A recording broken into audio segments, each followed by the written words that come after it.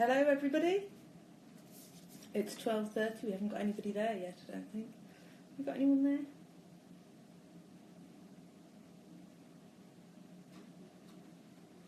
Hello! Good to see, I think there's a few hangovers going on in the CIH Futures crowd, isn't there? Or there should be. Hi Adam. Hi Evie. Good to see you. Good night last night.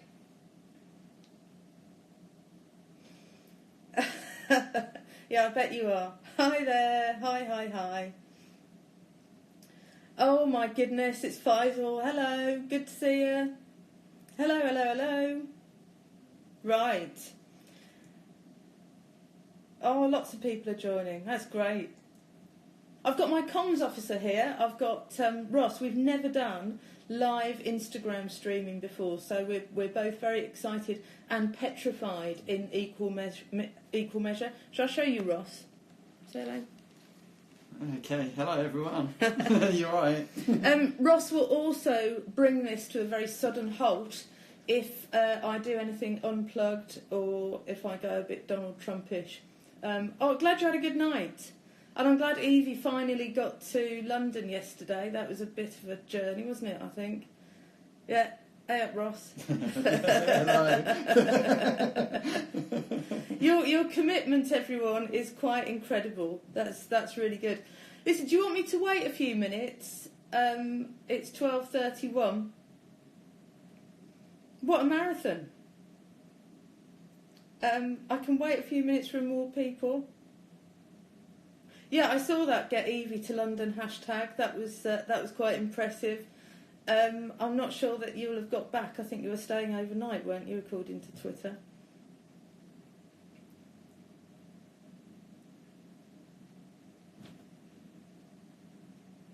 Right, I'm just going to have a slurp of tea. This is product placement, by the way. Optivo mug.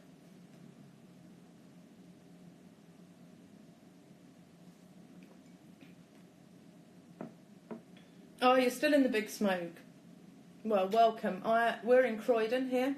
We've got the heating turned up to about 35 degrees. It's kind of old people home. Any chance of flipping the camera? What, to where we are?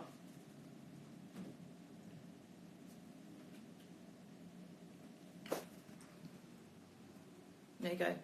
This is the office.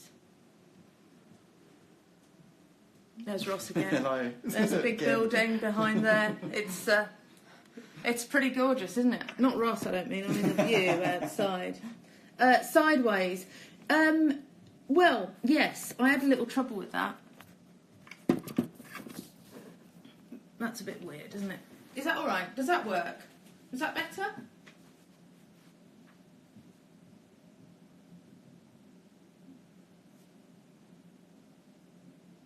I'm not so keen on that view, Fuzz, actually. I don't think that brings out my best side. But seeing as you've... okay. All right. Just for you lot. Okay, shall I kick off? Hello, we've got somebody else. Hello there. Right, I'll kick off and then perhaps the exciting bit can happen when we get to questions. So, Evie asked me to talk a bit about careers and tips for how to get the best out of people and a bit on diversity as well. So that's my kind of 15 minutes, if that's all right. And when I thought about careers, I thought, well, that's interesting. I never really had a career plan, and like a lot of people, I fell into housing. Had I known how brilliant housing was, of course, I would have had a plan to get into it, but I didn't then. I went to a really crappy comprehensive in the Black Country in the West Midlands, and we had careers lessons every week. I can remember a man called Mr. May telling us every week, come the end of the day, you'll have decisions to be made. The decisions were quite limited. We had two options, gender-based, for work experience at school. One was if you were a boy, you went to Round Oak Steelworks. It was in the days when we still had industry. You went to Round Oak Steelworks. If you were a girl, you went to Round Oak Steelworks, but to do secretarial. So I don't remember taking up either of those offers. But I went to university, and after that I was actually unemployed, and I did voluntary work with rough sleepers in Birmingham.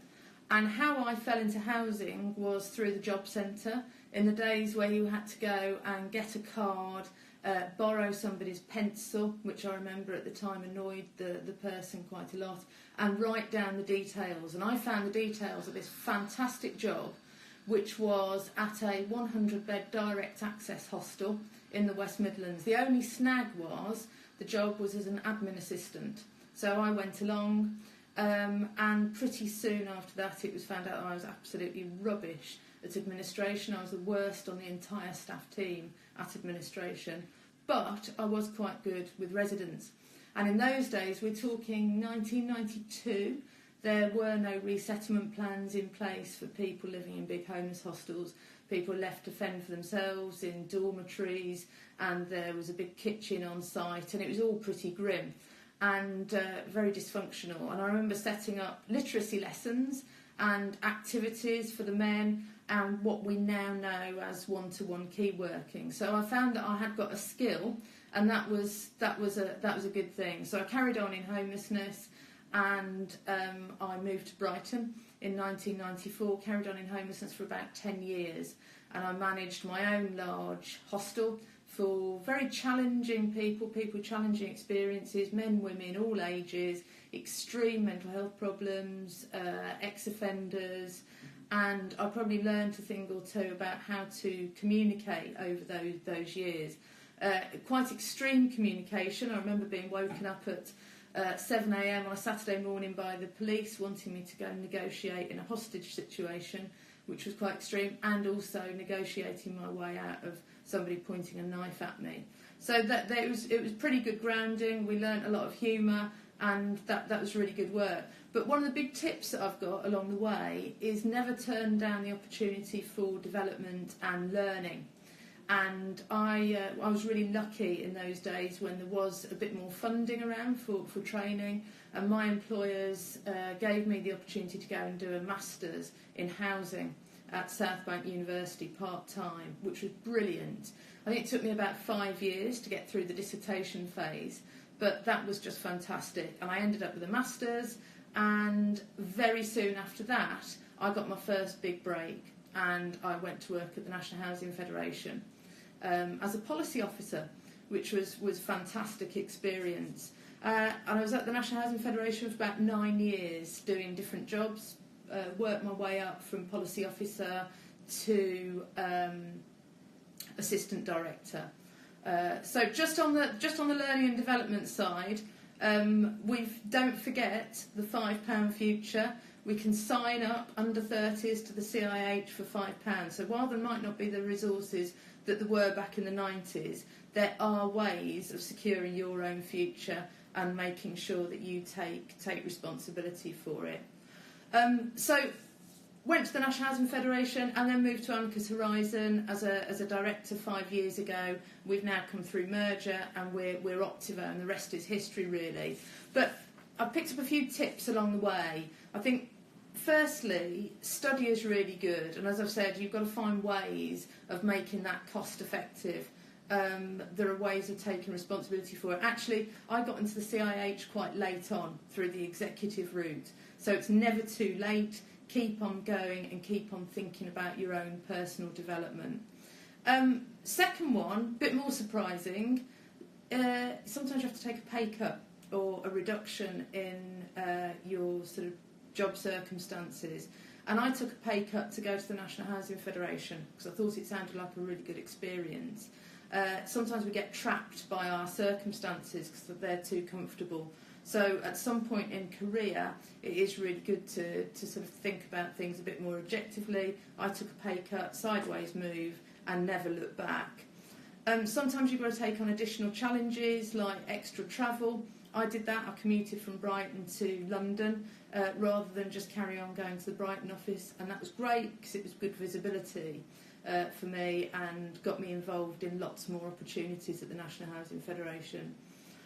Interview disappointments, you'll have one or two of those, It's great learning, and I think nobody comes out of it in a bad way. It signifies to people your direction of travel and that you expect to go further in your career. So take the feedback, ask for constructive feedback, and get going. Just a message from Fizz: can we come to Brighton, love some fish and chips? You're all welcome in Brighton. I've got to put me up. You can do that. Know when you're getting too comfortable and be proactive about it. We have a big thing here at Optivo about getting out of your comfort zone. You know, when you feel really, really comfortable in your job, you feel like you're wearing a pair of slippers, it's probably time to seek out new challenges and be proactive about asking for those. Nail networking and presenting. I mentor a lot, and the two things that people say to me that are really tough, networking and presenting, there's nothing magical about them. I found it really, really difficult when I was first at the Federation. Both of those things I found really hard. I used to think you've got to match people on their knowledge and their experience. You haven't. You've just got to be personable and have the confidence and get out there. So those are two things. Don't let it become a thing. Just do it. And the more you do it, the better it is. How to get the best out of people? I think for me there's three really key things. Number one, have some fun. Seems really obvious, but we spend a lot of time at work. It's perfectly fine to have some fun and bring some levity to the workplace. You've got to have some energy. I was listening to something the other day by a teacher who said when she's in the car, she puts on some really high energy house music, because when she gets to school, she just cannot bear to be low energy for the kids. I don't think that should be reserved for children. I think that's true for us in the workplace, and we really need to have lots of energy. As leaders, we need to motivate people, but I think we can all take a bit of personal responsibility to bring some energy to the workplace. And the last thing is taking ownership. Really, I can't bear blame culture. We need to take ownership for our work and responsibility, surface problems really quickly, and I think that breeds a good culture. One of the best things I've learned here at Amicus Horizon and Optivo, and something my exec colleagues and Paul Hackett are brilliant at, is distilling your future down to the things that you are really good at, setting very, very clear strategic goals. And that's really important. I think you can motivate people very easily by aligning them to the strategy, so everyone knows why they're there. Everyone gets excited by success, and you celebrate success when you've had a win, and everybody is focused on where you're going. And that's the same for residents as well. We are really proud of the great residents who volunteer for us here and bring their expertise, and our residents are aligned to the strategic goals as well, and it's great to have them. Okay, final thing about diversity, because I talk about this all the time, and I've got 2 minutes left before we go to questions, so I'm going to plug. When I started in the sector, I read Inside Housing. This is 20 years ago, or 25 years ago, and I read if you were a woman, you had very little chance of becoming a leader, and I think we're starting to nail that. If you look at the stats, the real problem is that we have a issue with proportionate progression of BME professionals in particular.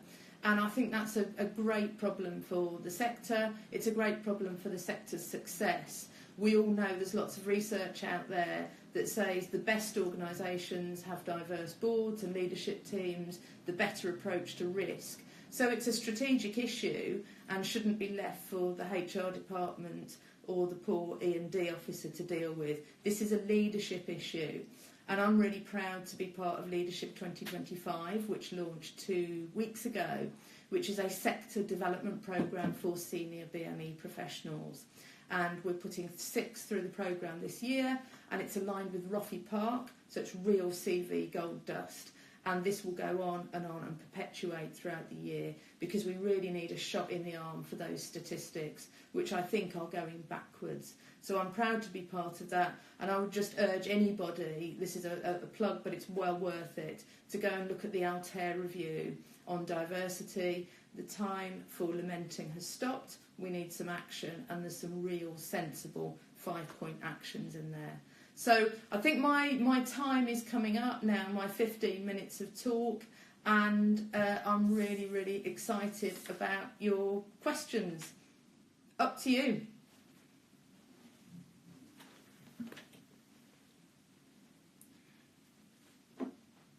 Product placement.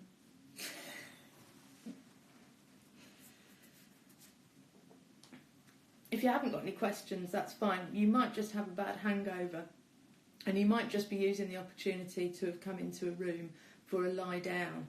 I know Ross has, who's next to me. I've laid down it to was speak. his Christmas do yesterday, so he's a bit tired and emotional as well.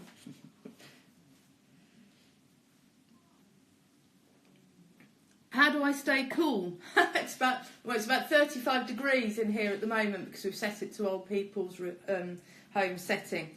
I think staying relaxed is really important, and I think if you bring your stuff and baggage into work, that's not good. I'm very, very lucky that I'm surrounded by brilliant people that I work with who take ownership, bring fun, inject energy into the workplace, and we're really solution focused, and I think being solution focused helps your mindset a bit, and it takes the stress out of situations sometimes. So that would be the main thing.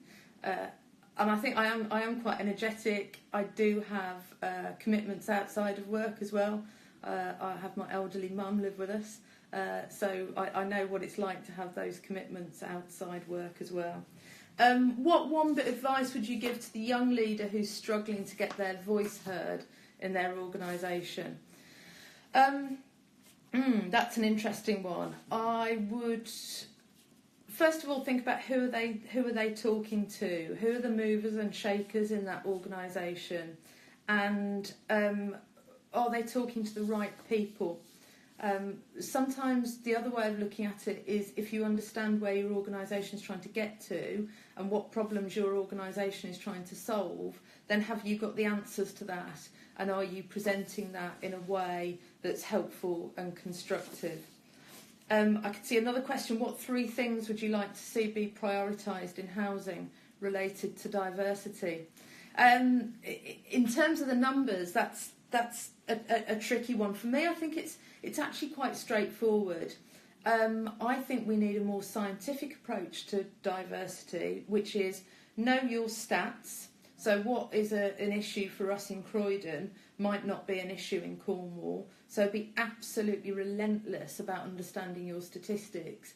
And to me, I don't want to know the stats of who's going in at entry level. I want to see those proportionate progression rates going through the organisation.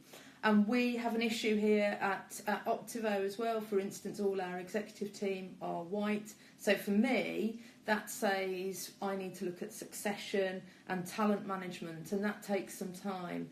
So one of the recommendations in the Altair review is to look at your development pipeline. So look at who's coming up, what you need to do to unplug some of those gaps and set some aspirational targets.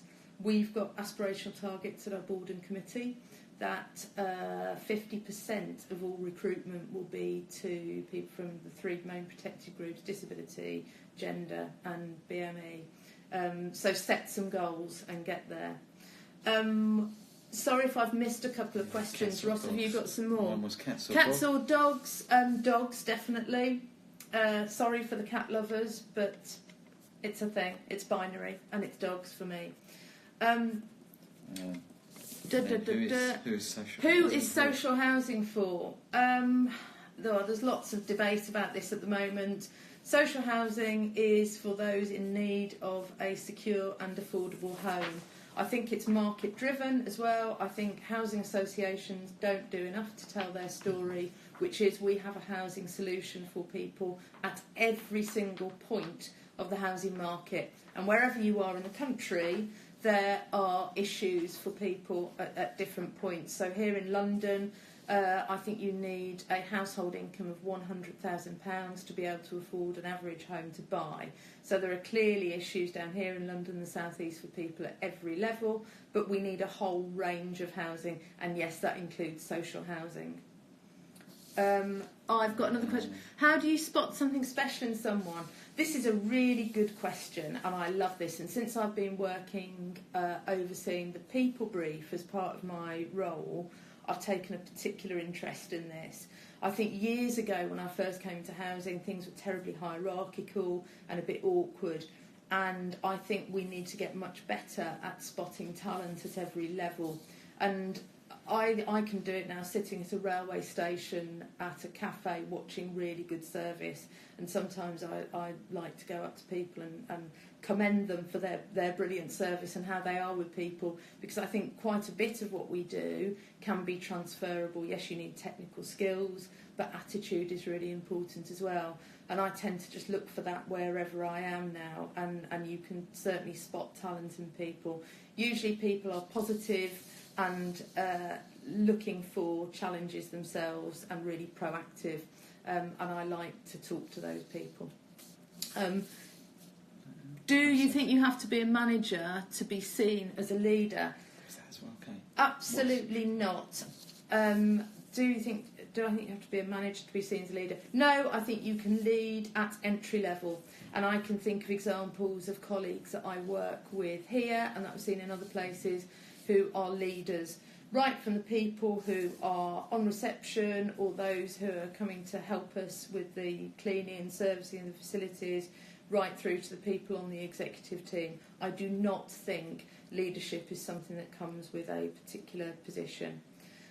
What is social about housing? That's an interesting question. I think, again, one of the brilliant things about housing associations is that we do far more than private developers, and we don't run away when the house has been built. We stay around and we add to the communities. So one example for Optivo, one of our strategic objectives is that we're going to get 870 people a year through jobs and training our residents. I think that's social about housing. It's not just the roof over your head, it's what you can do to meet people's aspirations or support the community that you're in. What have been the best ways you've motivated people to take ownership and be accountable? As I've got older, I think the best way to do that is when you do one-to-ones. I think there's a tendency, you automatically think you've got to solve every problem. And I think by far the best way of making sure that people are responsible, accountable and grow is actually to ask questions. This won't come as any surprise to people who've done coaching. I haven't done a coaching qualification, I've done mentoring. But I think asking people questions and trying to get to the heart of matters and help people develop their own solutions is really important.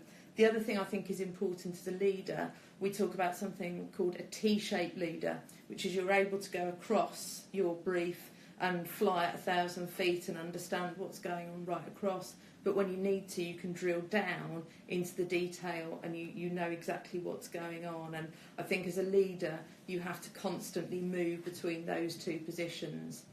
I'm sorry about the cats that are feeling hurt by the question. I don't dislike cats. I just prefer dogs. It's a thing. Have we got any more? It's all in the balance. Yeah, I know. Cats are good. Cats are good. But dogs are very, very stupid. Have I missed any questions so far? If anyone's put one up that Ross or I have missed, then put it up again. Who inspires me?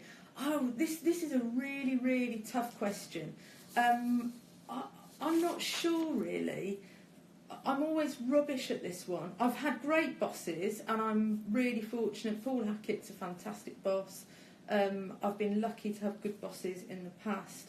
They're inspirational. People in sport inspire me, but unsung heroes who, as I say, going back to the cafe at a railway station, the way I see people do their jobs inspires me as well.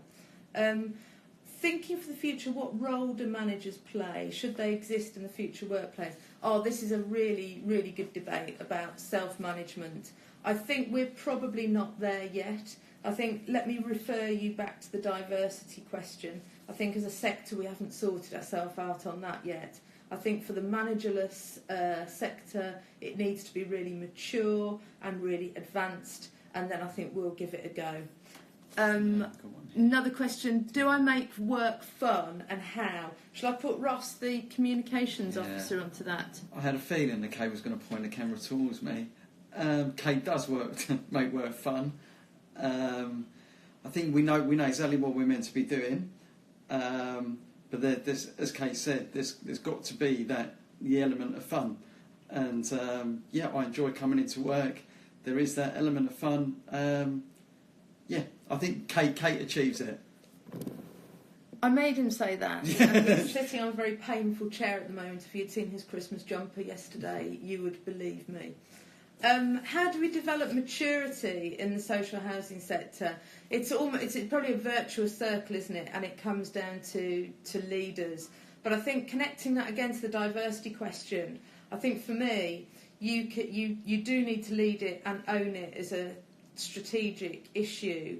You need to make sure as well that the people further down the organisation are having great conversations with their managers. I think if you think about your career, you can think of maybe one or two people who've pulled you on, held up a mirror to you and said, look, I can see you doing this job in 5 years' time.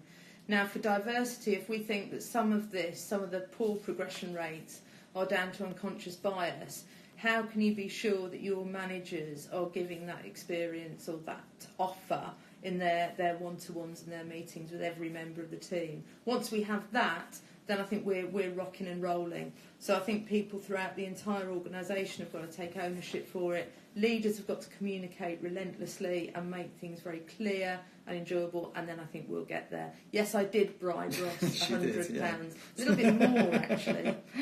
It takes a little bit more these days, and it takes more than chocolate in the fridge, which I do quite often as well, just to make people too fat to leave the building. Okay, I think we're almost coming up to the end of time. I think Ross is now getting worried that I am getting a little bit unplugged. Work doesn't seem as fun at the moment. No. Ross is really sweating now that I'm becoming too unplugged, and this is going to be available on CIH Futures. What excites me about the future? Everything. We work in the most fantastic sector. Honestly, if I started again, I would zoom straight into housing. I work with some fantastic people, brilliant residents. There is so much to do.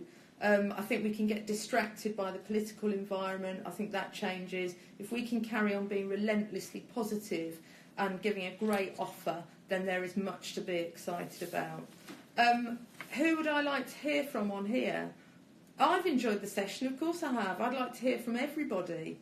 Who would I like to see next? I don't know. Maybe I'll pay Faisal back for making me turn the screen round for a better view when that clearly wasn't my best side. Happy with that?